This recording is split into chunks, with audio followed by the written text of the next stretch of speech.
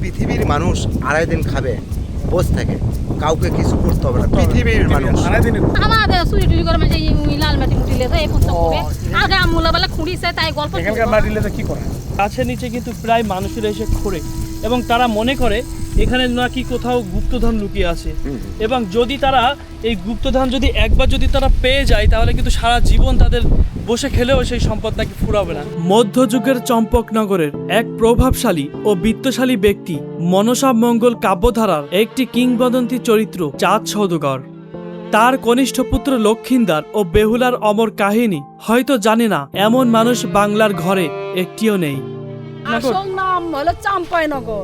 চাম্পাইনগর, কিন্তু আমরা তো বলি চম্পকনগর। হ্যাঁ চম্পকনগরে, হ্যাঁ। আর কয় বেহুলা করে কয়। বেহুলার শ্বশুর বাড়ি তো এটা। অন্যদিকে সাপের দেবী মনসা মত্তলোকে বসে পৃথিবীতে তার নিজের পূজা প্রতিষ্ঠা করতে চান। দেবী মনসা জানতেন চম্পকনগরের ধনকূপ এবং সমাজের অত্যন্ত প্রভাবশালী চাঁদ সওদাগর যদি তার পূজা করেন তবে সাধারণ মানুষও তার পূজা শুরু করবেন। কিন্তু শিবের একনিষ্ঠ ভক্ত চাঁদ সওদাগর দেবী মনসাকে স্বর্গের দেবী বলে মানতে অস্বীকার করেন। দেবী মনসা চাঁদ সওদাগরকে চরম শিক্ষা দিতে তিনি একে একে চাঁদ সওদাগরের জীবনকে তছনছ করে দেন। এটা যদি একটা ছবি থাকতো একদম কোটি কোটি টাকা। সেই সঙ্গে মনসার পাঠানো সাপের দংশনে চাঁদ সওদাগরের 6 পুত্রের প্রাণ হারায়। তবে চাঁদ সওদাগরের কনিষ্ঠ একমাত্র জীবিত পুত্র ছিলেন লক্ষিন্দর। লক্ষিন্দর ও বেহুলার অমর কাহিনী যা এপার বাংলা ও ওপার বাংলার প্রতিটি মানুষের হৃদয়ে আজও গেঁথে আছে, যা নিয়ে কত শত নাটক, কবিতা, গান ও অসংখ্য সিনেমা তৈরি হয়েছে। সাপের তো রাজত্ব এগুলো, ঠিক আছে। এই যে যেগুলো ঝোপঝাড় আছে এগুলো তো অনেক সাপ পোকামার থাকে, গাছেও সাপ থাকে, সাথে কিছু ওই যে একটা তাবিজ মানে সাথে নিলে সে সাপগুলো আর কামড়ায় না। কাল্পনিক নাকি লোককথা, কোনটি সত্য? যদি কাল্পনিক হয় তবে কেন আজও বিভিন্ন মানুষরা চাঁদ সওদাগরের এই ভিটায় রাতের অন্ধকারে এসে মাটি খুঁড়ে কিছু খোঁজার চেষ্টা করে? কি এমন খোঁজে তারা এখানে? সেই ইতিহাসের সন্ধানে আজ আমরা আপনাদের নিয়ে যাব সেই ঐতিহাসিক সাপের রাজ্য চাঁদ সওদাগরের ভিটায়, অর্থাৎ সেই চম্পকনগরে। বগুড়ার মহাস্থানগড় থেকে গোকুল মেধের পথ ধরে আমরা আঁকাবাঁকা রাস্তা দিয়ে গহীন গ্রামের মধ্যে প্রবেশ করছি। এই পথে যেতে যেতে চোখে পড়বে বেহুলা ও লক্ষিন্দরের বাসর ঘর, যা নিয়ে ভিডিও আসবে পরবর্তী পর্বে। পূর্বে এই চম্পকনগর ছিল একটি সমৃদ্ধ জনপদ। এর চারপাশে করতোয়া নদী। সেই নদীপথে চাঁদ সওদাগর তার জাহাজ দিয়ে সমুদ্রে বাণিজ্য করতেন। যুগ যুগ আগে কত কিছুই না ঘটে গেছে এই স্থানে। সেসব ইতিহাস আমরা অনেকেই অনেক কিছু জানি না, পাঠ্য পুস্তকেও তা লেখা নেই। আছে শুধু যুগ যুগ ধরে লোককথা, যা সবাই তাদের বাপদাদা ও পূর্বপুরুষদের কাছ থেকে শুনে আসছেন। এখন আমরা প্রবেশ করছি চাঁদ সওদাগরের বাজার, যার নাম চাঁদমোহ। এই পুরো এলাকাটির নাম চাঁদমোহ। এটা হচ্ছে সেই বাজার, চাঁদ সওদাগরের বাজার। এটা হচ্ছে সরকারি জায়গা, পরে একটা মাঠ হয়েছে, এই সরকারি জায়গা পড়ে রয়েছে। ধারণা করা হয় চন্দ্রধর নামকরণ থেকে চাঁদমোহ নামকরণ করা হয়, আর এই চন্দ্রধর নামটিই মূলত চাঁদ সওদাগরের আরেকটি নাম, চন্দ্রধর বণিক, বা আপনাদের সকলের প্রিয় নাম চাঁদ সওদাগর। তবে নিশ্চিতভাবে বলা যায় এই অঞ্চলের নামকরণের পেছনে চাঁদ সওদাগরের প্রভাব রয়েছে। এটা তাহলে সেই চম্পকনগরী বলে, এইটাই না? জি জি জি জি জি জি জি জি জি জি। দর্শক বন্ধুরা, আমার পেছনে এখন যে বাজারটি দেখতে পাচ্ছেন এটাই কিন্তু সেই চাঁদ সওদাগরের বাজার ছিল, আর এটাই কিন্তু সেই চম্পকনগরে আমি প্রবেশ করলাম। এই সেই চম্পকনগর। অনেকে মনে করেন অধুনা পশ্চিমবঙ্গের পূর্ব বর্ধমান জেলায় অবস্থিত চম্পাইনগরী বা কসবা, ওই চম্পাইনগরীই নাকি মূলত চাঁদ সওদাগরের চম্পকনগরী। তাদের মতে চাঁদ সওদাগর বা মনসা দেবীর দ্বন্দ্বের কাহিনীটি গড়ে উঠেছিল এককালে কসবা চম্পাইনগরী গ্রামটিকেই ঘিরে। আইনি আকবারিতে সরকার মাদারনের অন্তর্গত চম্পাইনগরী পরগনাও উল্লেখ পাওয়া যায়, যা বর্তমান পূর্ব বর্ধমান জেলাতে অবস্থিত। তবে অনেকে মনে করেন চম্পকনগর বঙ্গপ্রদেশে অবস্থিত। পথে যেতে যেতে এই যে উঁচু ঢিবিটি দেখছেন, অনেকে বলে থাকেন এটি মূলত চাঁদ সওদাগরের ভিটা। তবে এই স্থান ছিল চাঁদ সওদাগরের কাছারি ভবন। আর সামনের জঙ্গল ঝোপঝাড় অতিক্রম করে আমরা পৌঁছে যাব চাঁদ সওদাগরের মূল বসত ভিটায়। এই যে জায়গা জমিগুলো দেখছেন বর্তমান এগুলো কিন্তু সব সরকারি খাতে চলে গিয়েছে, অর্থাৎ এটি কিন্তু ছিল সে সময় চাঁদ সওদাগরের জমি। এই জায়গাগুলো ছিল চাঁদ সওদাগরের, কিন্তু বর্তমান এগুলা সরকার অধিগ্রহণ করে সরকারের খাতে রেখে দিয়েছেন।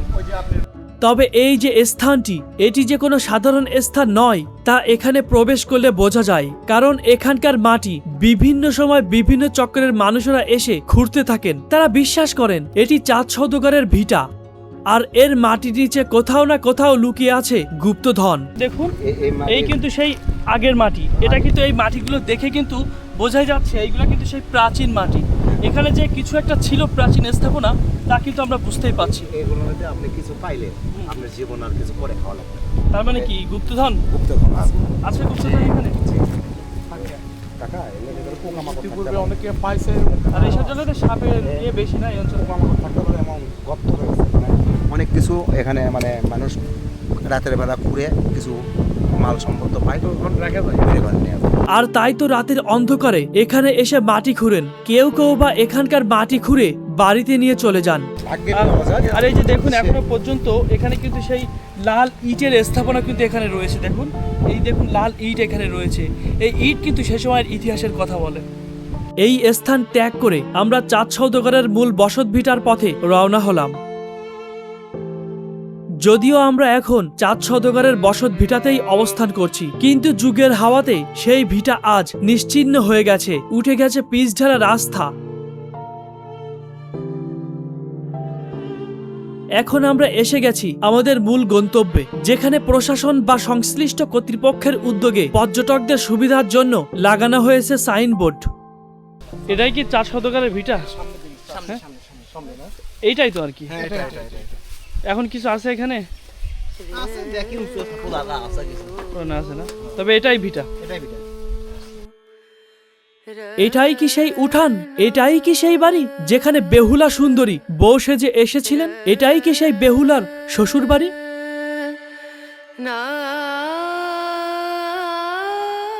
আহা, কি নিস্তব্ধ পরিবেশ! মাটির স্তম্ভ হয়ে পড়ে আছে সেই বাড়িটি, যেন যোদ্ধা আহত সৈনিকের মতো। তার কিছুই যেন আর অবশিষ্ট নেই, শুধু আছে স্মৃতি, তাও সেটি কাল্পনিক ও লোককথা।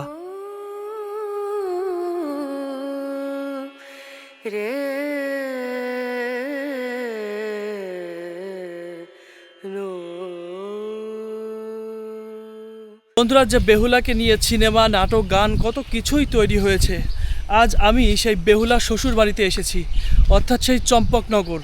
এটি ছিল সেই চম্পকনগর, অর্থাৎ চাঁদ সওদাগরের ভিটা।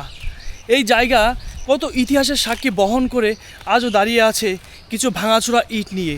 যদিও সে সময়ের কিছুই এখন নেই, কিন্তু সেই জায়গাটি এখনও টিকে আছে।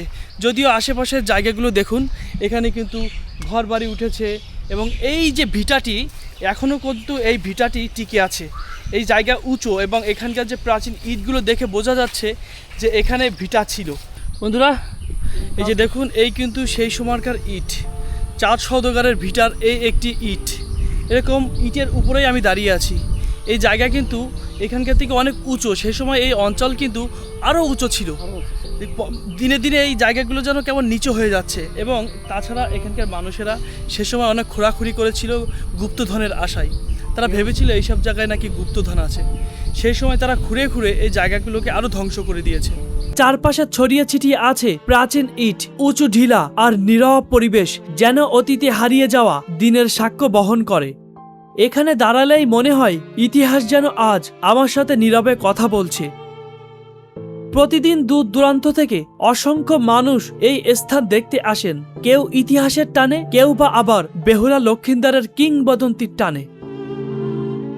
তাহলে প্রশ্ন থেকেই যায়, এটি কি সত্যি চাঁদ সওদাগরের আসল ভিটা, নাকি শতাব্দীর পর শতাব্দী ধরে বেঁচে থাকা একটি লোককাহিনীর স্মৃতি?